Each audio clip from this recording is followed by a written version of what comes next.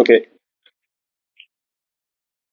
பாருங்க பகுதி ஏழு பகுதி பிக்கு விடை தருக. அதுல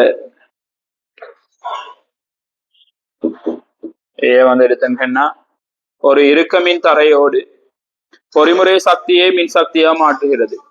சரி, இப்ப இந்த இறுக்கமின் தரைன்னு செல்லுது வந்துட்டு இப்ப இந்த இது நான் சொல்ல இறுக்கமின் பளிங்கு. சரி, இறுக்கமின் பளிங்கு எப்படின்னு சொன்னா, சரி, அது வந்துட்டு ஒரு மின்முதல் உண்டு. இப்ப பெட்ரி ஒரு மின்முதலை, பெட்ரி என்ன செய்யுது, இரசாயன சக்திய மின் சக்தியா மாற்று.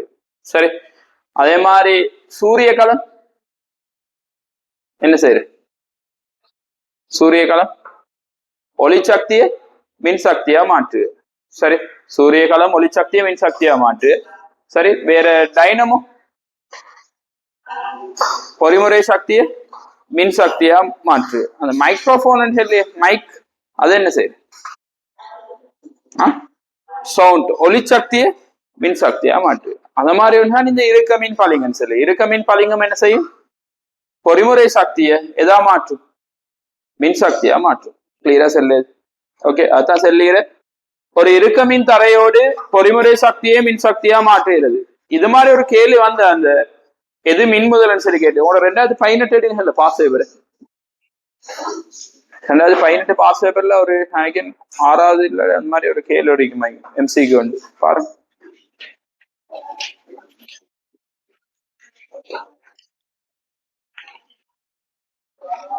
ஒன்பதாம் கேள்வி என்ன ஆன்சர் வரும்னு பாருங்க. என்ன வரும், கொள்ளளவி. சரிதானே, அதுல ஹேட்டி மின்முதல் அல்லாதுதானே ஹேட்டிடு. இப்ப மின்முதல் அல்லாது அவடத்துல இருந்து கொள்ளளவி.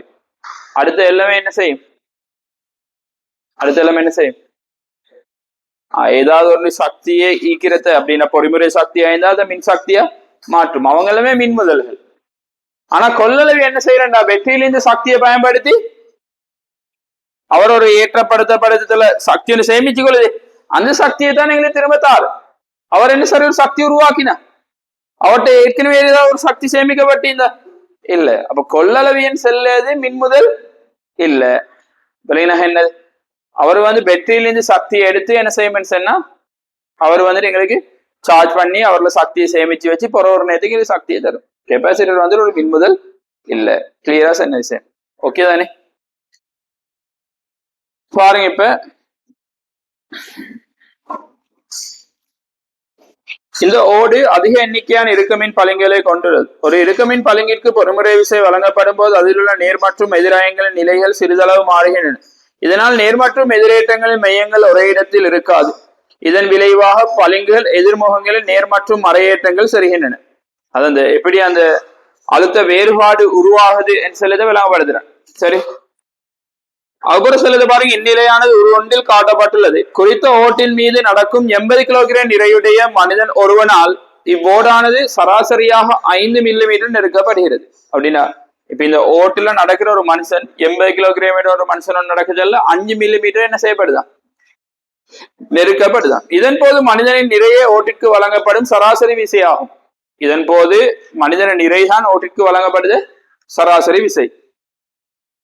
அதுல அது பிற செல்லுத பாருங்க, ஓட்டிற்கு வழங்கப்படும் பொறிமுறை சக்தியின் 30% மட்டுமே.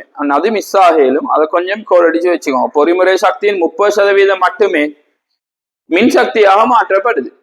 அப்படின்னா பொறிமுறை சக்தியில நீங்க 130 பார்த்தா தான் எந்த வாரம் உங்களுக்கு மின் சக்தி வாரம். சரி, இப்ப செல்லுத பாருங்க, ஒரு இறுக்கமின் பளிங்கு ஒரு மெகாவும் தடையை கொண்டதுடன் இத்தகைய 15 பளிங்குகள் தொடராக தொலைக்கப்பட்டு ஒரு கிளை உருவாக்கப்பட்டு பின்னர் இவ்வாறு உருவான 10 ஒரே மாதிரியான கிளைகள் சமாந்திரமா இணைக்கப்பட்டு இருப்பதே ஒரு ஓடு ஆகும். அதான் அந்த கீழிக்கிற படம். 15 பளிங்குகள் எப்படி தொடராகிக்கிற அந்த 15 பளிங்குகளும் திரும்ப என்னைக்கிற சமாந்திரமாயிக்கிற அப்படி. ஓகே, அப்ப அந்த 15 பளிங்குகள் தொடராகிக்கிறத நாங்க சொல்ல ஒரு கிளை உண்டு. அந்த மாதிரி கிளைகளை திணிக்கிற 10 கிரால் சமாந்திரமாயிக்கிற. சரியா, இணைக்கப்பட்டு இருப்பதே ஒரு ஓடு ஆகும். இது ஒரு களமாக கருதப்படும். இவ்வாறான 1000 களங்கள் சமாதிரமாய் இணைக்கப்பட்டு சேர்மான களமாக்கப்படுகிறது. இந்த ஒரு 2 மாதிரி 1000 களங்களை பிடிக்குது சமாதிரமாய் இணைக்கப்பட்டு சன நெரிசல் குறைந்த நேரங்களில் நிமிடத்துக்கு 180 ஓடுகளும் சன நெரிசல் உயர்வாக உள்ள போது 540 ஓடுகளும் நெருக்கப்படுகின்றன. சன நெரிசல் குறைந்த நேரத்துல 180, சன நெரிசலான டைமுக்கு 540, 3 மடங்கு கூட. சரியா? கிளியர் தானே சொல்ல விஷயம்? இறுக்கமின் பளிங்கொண்டில் மாறும் மின்னழுத்த வேறுபாடானது எவ்வாறு உருவாகின்றது என்பதை மேற்தரப்பட்ட பந்தியிலிருந்து விளக்கு. அந்த பந்தியில ஈகிற இடத்துல பாருங்க, ஒரு இறுக்கமின் பளிங்கிற்கு பொறிமுறை விசை வழங்கப்படும் போது ஈகுதா இல்லையா, அதுல இருந்து அப்படியே அந்த மின்னழுத்த வேறுபாடு உருவாகிறது என்று சொல்லி விஷயம் வரையில எழுதானே. இந்த பந்தியில ஈக்கிறதே அப்படி எழுதினா அறியாது. பந்தியில இருந்து உங்களுக்கு விளங்கப்படுத்து விளக்குன்னு சொன்னதுக்கு பந்தியில விளங்கப்படுத்தி எய்கிற, அப்ப நீங்க அதவே எழுதினா ஹரியா இடத்துல அதுல மாற்றம் பண்ணி செய்ய தேவையில்லை. கிளியர் தானே செல்லுது? ஓகே. அடுத்தது, ஒரு களத்திற்கான அகத்தடையாது. ஒரு களத்திற்கான அகத்தடைன்னு சொல்லி கேட்டா, சரி இப்ப பாருங்க, அவ்விடத்துல வந்துட்டு ஒரு களத்துல 15 பளிங்குகள் தொடராகிக்குது. அப்ப 15 தர 1, சரி, கீழே அந்த மாதிரி 10 சமாந்திரம் ஆகிக்குது. 15 தர 1 கீழ் 10, அப்ப எத்தனை வரும்? 1.5 மெகாவும். இது விலகி நான் செஞ்ச மாதிரி. ஓகே. அடுத்தது, ஒரு களத்திற்கான அகத்தடை, சரி, சேர்மான களத்தின் அகத்தடையாது. சேர்மான களத்தின் அகத்தடைனா என்ன செய்யறீங்க? இப்ப இது ஒரு களத்தின் அகத்தடைதான் 1.5 மெகாவும். இந்த மாதிரி எத்தனை களங்கள் சமாந்திரம் ஆகிக்குது? 1000 களங்கள் சமாந்திரம் ஆகிக்குது. அப்ப என்ன செய்யணும் சொல்ல? 1.5 மெகாவுமே. சரி, மெகா ஓமண்டா எத்தனை வாரம்? 10. 1.5 மெகா ஓமண்டா 10. கிலோண்டா எந்த 10? 3. மெகாண்டா 16. சரியா? அப்ப 1.5 தர 16. அதை பிரிக்கணும் தாராள.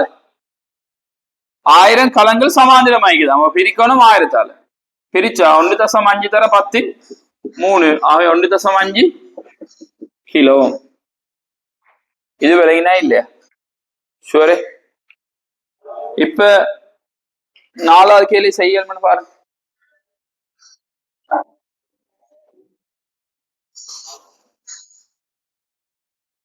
ஓகே. அப்ப இந்த 4வதுல பாருங்க, 80 கிலோகிராம் திணிவுடைய மனிதனுடன் ஒரு தடவை ஓடு ஒன்றில் காலடி வைக்கும் போது ஓட்டின் மீது செய்யப்படும் வேலை W7 விசை தர தூரம். விசை வந்துட்டு 800. அது நிறையான விசையா வருது 800. அசைந்த தூரம் வந்துட்டு 5 மில்லிமீட்டர். 5 தர 10⁻3. இது சுருக்கினா 4000 தர 10⁻3 வரும். ஆகவே 4 ஜூல்.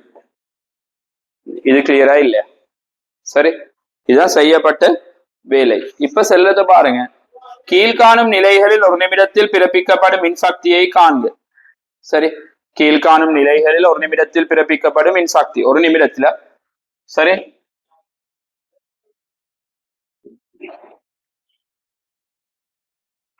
ஒரு நிமிடத்தை பார்க்கணும். இப்ப சன நெரிசல் நேரங்கள்ல உங்களுக்கு விளங்குற 540 ஓடுகள் என்ன செய்யப்படுதான்?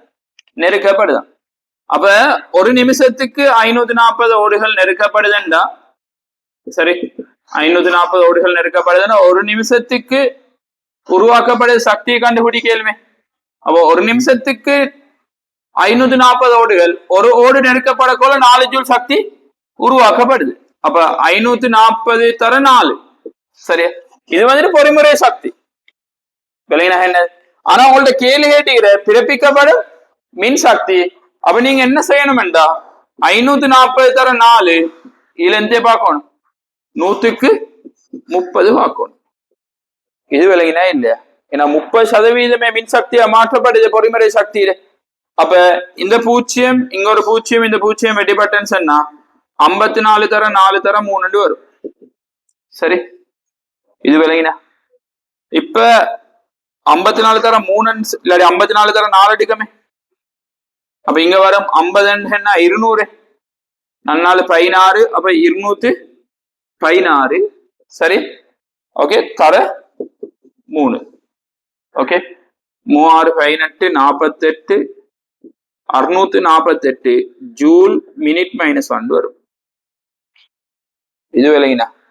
அப்ப சன நெரிசல் இல்லா நேரங்கள்டா, இப்ப 540 இல்ல எதுன போட நீங்க 100 80 தர 4 தர 30 கீழ் 100. கிளியர்? இப்ப இப்ப பாருங்க 540 180 3 மடங்கு குறையுது. அப்ப இந்த சக்தி 3 மடங்கு குறையணும். அப்ப 216 ஜூல் மினிட் -1 வரும். இது விளங்கினா இல்லையா? இந்த பந்தியில நீங்க சரியா விலங்கெடுத்து அந்த 130% மட்டும் விலங்கெடுக்காட்டி சரியா அதோட மிஸ் ஆகினா இந்த வீடு ஃபுல்லாவே நடக்குது இல்லையா?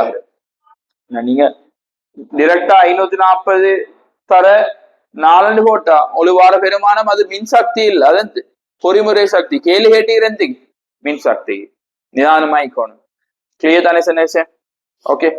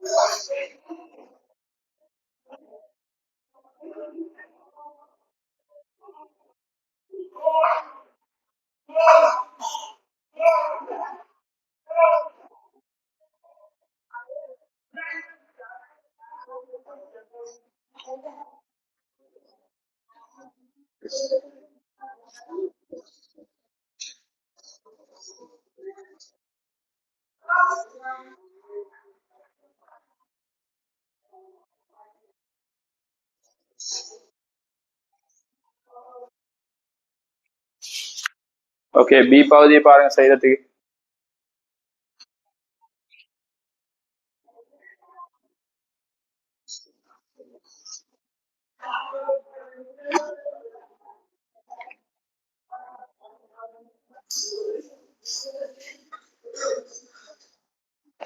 ஓகே, பி பகுதியை பாருங்க. சேர்மான களத்திலிருந்து பெறப்படும் வலுவானது மின்னழுத்த சீராக்கியினால். மின்னழுத்த சீராக்கின் இதுதான் சேர்மான களம். சேர்மான களம் இது. சேர்மான களத்திலிருந்து பெறப்படும் வலுவான மின்னழுத்த சீராக்கினால் 5 வோல்ட் நிலையான டிசி மின்னழுத்தத்தை எக்ஸ்வைட்க்கு இடையில் வழங்குவதன் மூலம் விவரத்தில் 5 வோல்ட் சரி வழங்குவதன் மூலம் 3 வோல்ட் மின்னியகிசையும் புறக்கணிக்கத்தக்க தடையம் கொண்ட ஒரு மின்கலம் மின்னேற்றப்படுகின்றது.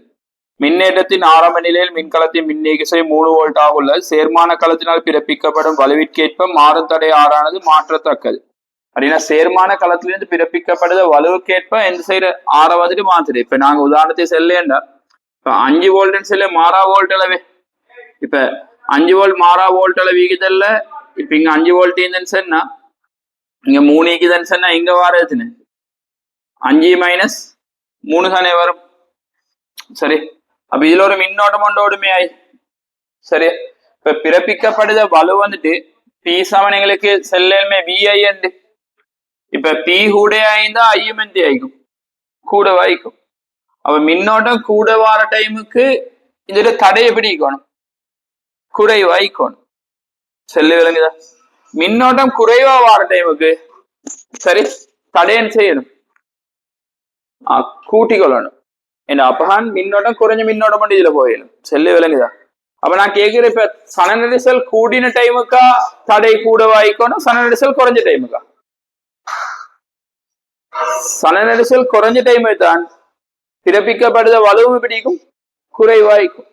பிறப்பிக்கப்படுத வலு குறைஞ்சல் என்னன்னா பி குறைஞ்சா உருவார மின்னோட்டம் பிடிக்கும் குறைவாய்க்கும். மின்னோட்டம் குறைஞ்சலன்னா தடையை பிடிக்கும் உயர்வாய்க்கும். செல்லு விளங்குது? இப்ப சன நெரிசல் குறைஞ்ச டைமுக்கு தடை வந்துட்டு பிடிக்கும் உயர்வாய்க்கும். இது விளங்கினா விளங்கல? ஓகே, இப்ப நான் செல்லே இப்படி விவரத்துல வந்துட்டு சேர்மானத்திலிருந்து பெறப்படும் வலுவானது மின்னழுத்த சீராக 5 வோல்ட் நிலையான டிசி மின்னழுத்தத்தை எக்ஸ்வைட்கிடையே வழங்குவதன் மூலம் செல்லுகிறேன். இப்ப அந்த 5 வோல்ட் சொல்லி மாறலையே. இது விலகின அவ்வளவு சொன்னது 5 வோல்ட் மாறல. இப்ப இந்த 5/3 செல்ல சொன்னா 2 வோல்ட் ஈக்கிறேன். அப்ப அவரும் ஒரு மாறலையா வைக்கிறேன். இப்ப நாங்க நீங்க யோசிங்க, இப்ப சன நெரிசலான டைமு கெடுதுன்னா பி வந்துட்டு கூடவே பி வந்துட்டு கூடினா இப்ப இவரால பிறப்பிக்கப்படுத வலுகூடின்னு செல்லுது. இங்கிருந்து வார மின்னோட்டம் எந்த கூட என்ன? இப்ப இந்த அழுத்த வேறுபாடு மாற போறல்ல. அழுத்த வேறுபாடை மாத்தாம மின்னோட்டம் கூட போகணும்னா தடை என்ன செய்யணும்? நீங்க தடை என்ன செய்யணும்? குறைக்கணும். இது விளங்குதான் உங்களுக்கு செல்லு சுவரா? இப்ப சன நெரிசல் குறைஞ்ச டைமுக்கு பி எந்த நடக்கும்? குறையுமே. பி குறைஞ்சா இங்க வார மின்னோட்டம் எந்த நடக்கும்? குறையுமே. அப்ப குறைந்த மின்னோட்டத்தை அனுப்பணும்டா தடை என்ன செய்யணும்? இப்ப நாங்க அதே அழுத்த வேறுபாட்டுக்கு மின்னோட்டத்தை குறைக்கணும்னா தடை என்ன செய்யணும்? நாங்க கூட்டணும். அப்ப சன நெரிசலான டைமுக்கு தடை வந்துட்டு குறைவாய்க்கணும். சன நெரிசல் குறைஞ்ச டைமுக்கு தடை வந்துட்டு எப்படிக்கணும்? கூட வாய்க்கணும். இது சில பேருக்கு மாறி விளங்குது. சன நெரிசலான டைமுக்கு தான் எந்த வரணும்? தடை வந்துட்டு குறைக்கணும் என்று விளங்குதா இல்லை? சாரி மாறி சன நெரிசலான டைம் வந்துட்டு தடை வந்துட்டு கூட்டணும் சொல்லி. சரி, அப்படி இல்லை. சன நெரிசல் குறைஞ்ச டைமுக்கு தான் என்ன செய்யணும்? தடையை கூட்டணும். சன நெரிசல் ஆகிக்கிற டைமுக்கு எப்படி செய்யணும்? தடையை வந்துட்டு குறைக்கணும். ஏன்னா அதே அழுத்த வித்தியாசத்துக்கு கூட மின்னோட அனுப்பணும் வேண்டா. அழுத்த வித்தியாசம் குறித்த ஒரு அழுத்த வித்தியாசத்தை கூட மின்னோட அனுப்பணும் வேண்டா. நாங்க என்ன செய்யணும்? தடை குறைக்கணும். குறைவான மின்னோட அனுப்பணும் வேண்டா. தடை என்ன செய்யணும்? கூட்டணும். இது விலகினா இப்ப ஷூரா? ஓகே தானே? அப்ப சேர்மான களத்தினால் பிறப்பிக்கப்படும் வலுவிற்கேற்ப மாறுந்தடை ஆறான மாற்றத்தக்க. இதன் மூலம் களமான தொடர்ச்சியா மின்னேற்றப்படுகிறது. இந்த அமைப்பு ஒரு மூணில் மேலே காட்டப்பட்டுள்ளது. சன நெரிசல் நேரங்களிலா அல்ல சன நெரிசல் இல்லா நேரங்களிலா தடை ஆறின் பெறுமதி உயர்வாக காணப்படும். எந்த நேரத்தில்? சன நெரிசல் இல்லாத நேரங்களில். சரியா? காரணம் கேட்டில்ல. சன நெரிசல் இல்லாத நேரங்களில்.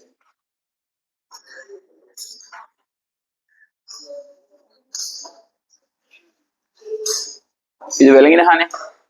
அடுத்த இரண்டாவது, சன நெரிசலின் போது சேர்மான களத்தினால் பிறப்பிக்கப்படும் மின்வலியாது. சன நெரிசலின் போது சேர்மான களத்தினால் பிறப்பிக்கப்படும் மின்வலுவன் சொன்னா உங்களுக்கு தெரியும். ஒரு நிமிஷத்துக்கு பிறப்பிக்கப்படுது சக்தி தெரியும். சன நெரிசலின் போது எவ்வளவு வந்து எங்களுக்கு 648 ஜூல்னு சொல்லி நான் கண்டுபிடிச்சேன். கண்டா இல்லையா? அந்த 5ஆவதுல ஏ பகுதியில் 5ஆவதுல சன நெரிசல் நேரங்களில் முதலாம் கேள்வி நான் பார்த்துதானே 648 ஜூல். அப்ப ஒரு நிமிஷத்துக்கு 648 ஜூலண்டா 60 செகண்டுக்கு 648. அப்ப வலுவை கேட்டிக்கிறதால ஒரு செகண்டே பார்க்கணும். ஒரு செகண்ட் எடுத்தா 648 கீழே 60. இது கிளியரா? சுவரே இப்ப 6ஆல சுருக்கேலும் சுருக்கினண்டா இங்க வரும் 1 10 108. சரியா? ஓகே, கீழே 10. அப்ப 10.8 வாட். சரியா?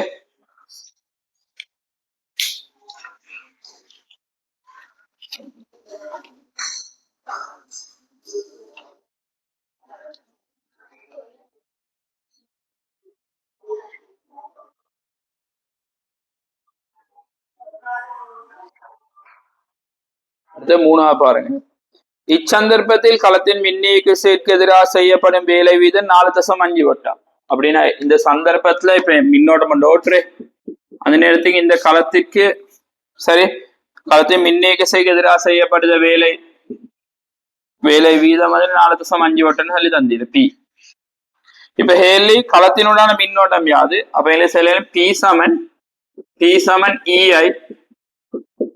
இ வந்துட்டு 3, பி வந்து 4.5 3i. ஆகவே ஐ சமன் 1.5 எம்பியர். Okay, 1.5 Empire.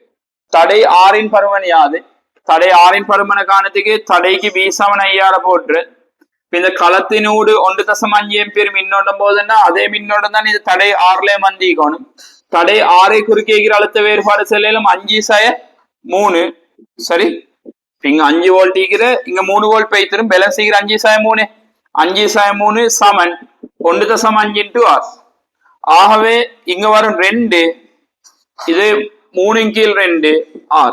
ஆகவே r சமன் 4/3. 4/3 1.33 ஓம். கிளியர்? இந்நிலையில் தடையில் விரயமாகும் வழியாது.